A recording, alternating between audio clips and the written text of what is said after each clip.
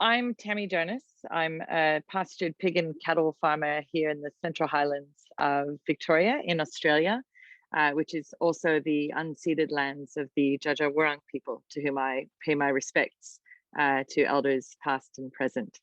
Um, as a livestock breeder myself and the president of the Australian Food Sovereignty Alliance, who's also involved with IPC and other livestock breeders around the world, I'm very interested in the challenges we face in trying to be small scale breeders and raisers of animals, and what they mean to us in our farming system, both as a for their production values, but also for their cultural and social and economic values.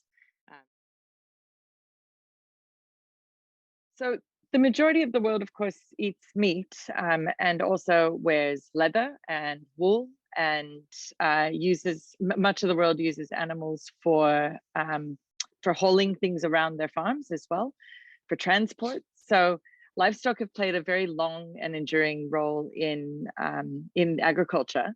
It's not just about eating the meat. You know, livestock play a very important nutrient cycling role on farms. And they also graze in a lot of places where it would be difficult to grow plants for human consumption.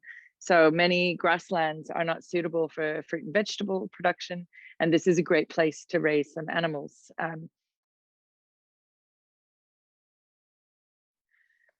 Globally, we're seeing, not only with livestock, but with fruit and vegetables as well, a loss of control of seeds and breeds.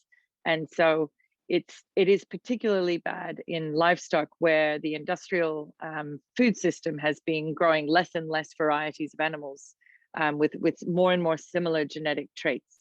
This is a big risk to us in the face of climate change and pandemics like this one. You know, we've seen just before the COVID pandemic, we saw the rise of African swine fever, and like 50% of the herd of pigs in China was either died or was culled because of the disease. If you maintain genetic diversity within a species like pigs, then the risk of all of them being vulnerable to things like these disease outbreaks is lower.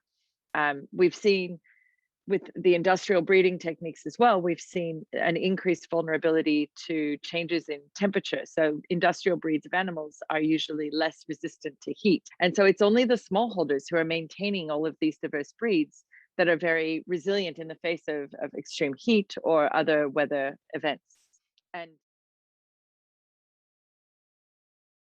And the importance of the breeders like us is to maintain genetic diversity, and to maintain the central role of livestock in a diverse system, rather than monocultures of anything. So we shouldn't have monocultures of animals, but we also shouldn't have monocultures of plants.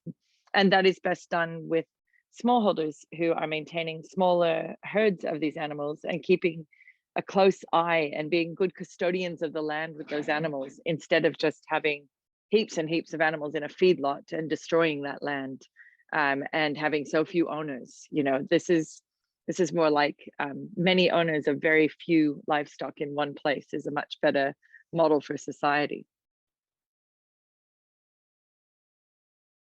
And so, yeah, in terms of a food sovereignty perspective, you know, having the people having the opportunity and ability to maintain food security through livestock and through resilient and healthy livestock in healthy systems is everything. You know, if we can only buy industrial animals from big corporations, then we have, first of all, we have a problem of financial access to those things, but we have a problem of diverse access in what kind of breeds we're growing. We have challenges in production and access to genetics and maintenance of diverse genetics. But then we also have problems of access to processing infrastructure, whether it's abattoirs or having butchers to help break down these animals, or having food safety regulations that allow us to do this in small scale systems and then sell them directly to the people who will eat the food. So as the system has industrialized, centralized control of the infrastructure for processing livestock has made it harder for small scale livestock breeders to process animals. And the loss of abattoirs globally, like the loss of grain mills, the loss of dairy processing facilities, all of these things have become a problem for the small scale breeder. And so enabling smallholders to rebuild regional infrastructure shared with other peasants in the area rather than being forced to go to big industrial abattoirs is a really important part of the challenges for us. And yeah, maintaining genetic diversity is a constant struggle because the rare and heritage breeds are called that in countries like Australia because they are genuinely rare. And like I raise large black pigs, which is one of 9 breeds of pigs in Australia.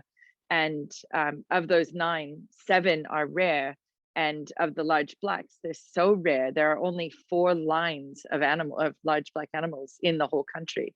So we already have 3 of those lines that we have been breeding here. We don't have the 4th one, but before we can start the next line of a boar, we'll have to find the 4th breed. And this is really difficult to do when not many breeders are maintaining the genetic diversity. So for livestock breeders globally in the food sovereignty movement, we have a number of priorities. One, of course, is to fight against the industrialization of livestock production, because that is a public health and an animal welfare disaster all over the world. But more hopefully, I guess, one of the things that we're fighting for is an increase in genetic diversity and a maintenance of the old breeds that are well suited to their local environments. And with the current work in the CBD on the post-2020 Global Biodiversity Framework, we're there very strongly with a voice to make sure that livestock breeds are not forgotten in the need to preserve biodiversity in agriculture.